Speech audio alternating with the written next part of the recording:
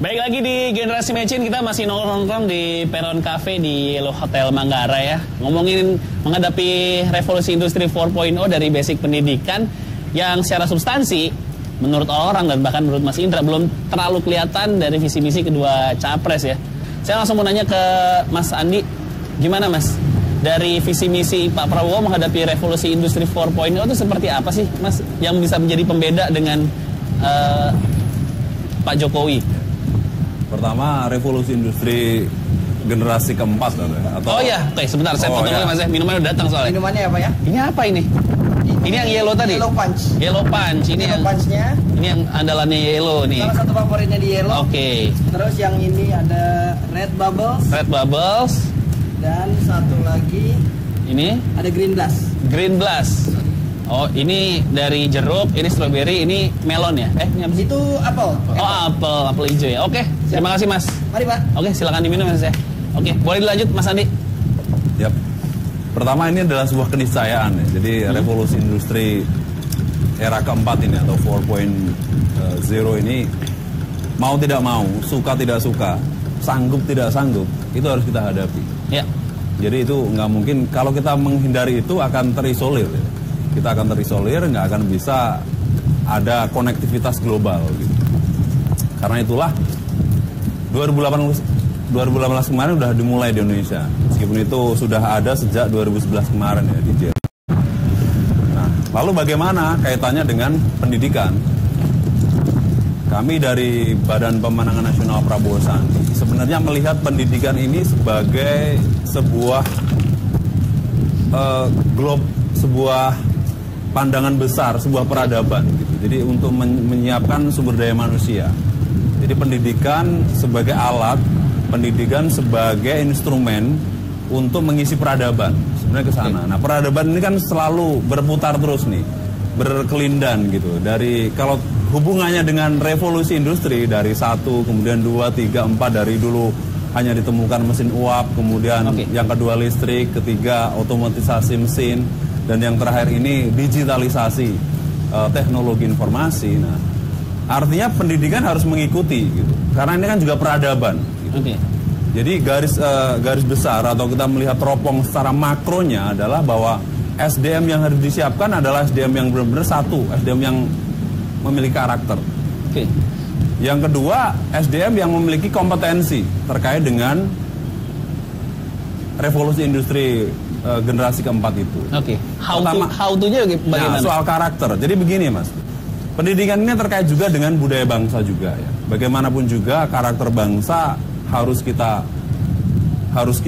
ikuti. Gitu. Jadi satu sisi kita harus dunia luar, berpikirnya secara global, tapi bertindaknya juga harus lokal. Nah, jadi nggak boleh dua-duanya orang Indonesia mengikuti gaya-gaya Barat. Ya, kita tetap Indonesia tapi berpikirnya global. Jadi pendidikan karakter ini yang kita kedepankan garis besar. Yang kedua soal kompetensi tadi. Karakter bagaimana? Bagaimana kurikulum desain untuk mengikuti keadaban Indonesia. Jadi misalnya kan bagaimana kultur Indonesia ini atau rakyat-rakyat Indonesia atau anak-anak muda Indonesia ini sudah mulai kehilangan identitas. Itu yang dirasakan sekarang? Ya, ini bukan kesalahan Pak Jokowi, Pak Arwani. Jadi ini kesalahan dari dulu. Jadi kenapa? Jadi budaya kita, kultur kita anak muda lebih suka mungkin budaya, mohon maaf nih, Korea ya, suka K-pop ya. Jadi bagaimana tradisi-tradisi mungkin pahlawan-pahlawan Indonesia atau Indonesia ini nggak menciptakan sendiri dengan budaya barunya, contohnya. Ya, itu kan berpengaruh sebenarnya terhadap kultur bangsa. Yang kedua ya kompetensi tadi. Bagaimanapun juga revolusi industri ini akan mempengaruhi ya, sistem pembelajaran. Ya. Ke depan mungkin tenaga kerja secara fisik sudah dikurangi. Bagaimana artificial intelligence, kemudian robotik sudah banyak gitu.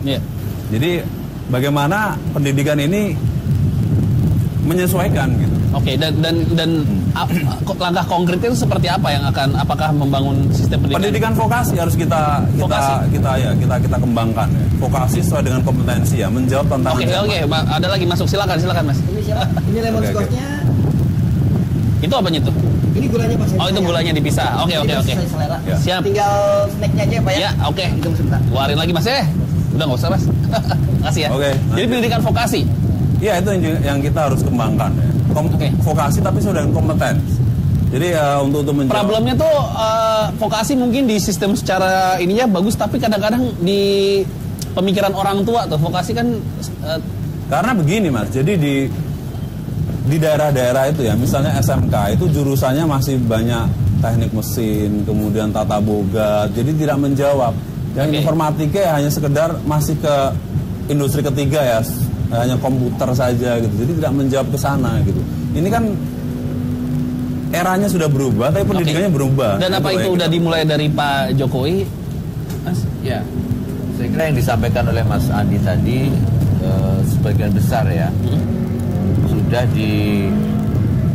dilaksanakan sebagai sebuah kebijakan di era pemerintahan Pak Jokowi selama 4 tahun ini. Seperti vokasi tadi. Ya, saya kira kesadaran dari awal tentang pendidikan ini sebagai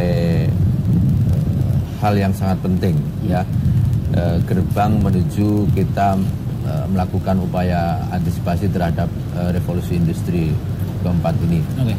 Misalnya terhadap penyelarasan kurikulum ya, tentu tidak bisa 1-2 tahun ya untuk mengkaji seperti yang tadi disampaikan, misalnya bagaimana sih pendidikan di SMK, di SMA ya, kurikulumnya itu bisa kita tata yang lebih antisipatif gitu. Lalu juga terkait dengan peningkatan sarana prasarana. Oke. Kita tahu zonasi tadi sudah dilaksanakan, di daerah juga sudah adaptif ya, sudah implementatif itu. Tetapi kalau kita lihat kondisi sarana prasarana kan belum merata ya. Oke. Itu harus kita akui di beberapa daerah Khususnya kita masih daerah timur mungkin ya. timur.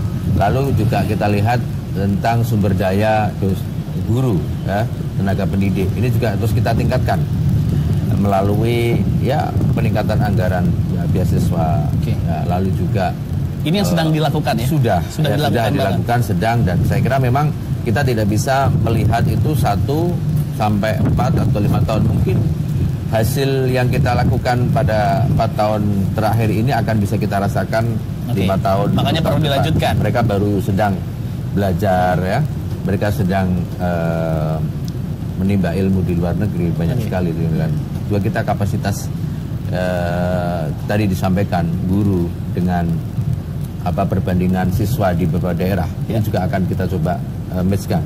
Mungkin di perkotaan lebih banyak guru, tetapi di daerah-daerah terpencil ini yang sedang kita pembangunan infrastruktur yang ada ini juga salah satunya untuk menunjang, untuk menunjang ya bidang pendidikan. Misalnya bagaimana agar para guru yang di daerah 3T tadi juga misalnya tidak lalu berpikiran untuk bagaimana saya pulang balik ke ke Jawa, ke Sumatera dan sebagainya. Saya kira itu butuh waktu, dan saya kira makanya fondasinya di sekarang butuh dilanjutkan ke periode kedua. Ya. Oke. Gimana Mas Andi, butuh dilanjutkan periode 2? Soalnya basicnya udah diatur dari sekarang. Perlu nggak? Apa-apa, kan rakyat yang menentukan. Tapi menurut Mas Andi, perlu nggak? Ini basicnya udah dibikin nih. Ini kan jualannya petahana Mas Andi. Fondasi udah dibikin di 5 tahun pertama, makanya di periode kedua dibutuhkan kesinambungan. Nah, menurut Mas Andi kan ganti kan? Ya. Program Pak Jokowi banyak juga yang bagus, bukan berarti jelek ya. Jadi yang bagus tetap kita lanjutkan. Tapi ada beberapa hal ya. Contohnya misalnya, jadi saya bilang tadi pendidikan karakter. Jadi Indonesia ini banyak mengalami nirketeladanan. Oke. Ya, seorang anak berani melawan guru, ya, berani membentak guru, bahkan ngajak berkelahi. Oh, ini viral, kan banyak. Video-video yang viral. Contoh itu kan sebenarnya basic ya. Pendidikan kan tidak hanya pengetahuan saja. Jadi bagaimana karakter siswa peserta didik ya. SDM itu harus dimulai dari situ dulu. Oke. Gitu. Jadi di dunia akademis itu kan harus jujur ya. Boleh salah tapi nggak boleh bohong contohnya. Nah itu kan harus dikembangkan kayak gitu contohnya. Habis ini saya mau bahas juga dari pernyataan Pak Prabowo di debat Capres yang terakhir ya. Indonesia memang sedikit tertinggal dari beberapa negara, bahkan Indonesia hanya menjadi market, uangnya lari keluar. Kata Pak Prabowo kayak gitu. Benar nggak sih Mas Indra? Abis ini kita mau ngebahas ya. Ya, Indonesia menjadi market, uangnya banyak di sini, tapi lari keluar. Jangan kemana-mana, tetap di Generasi Mecin.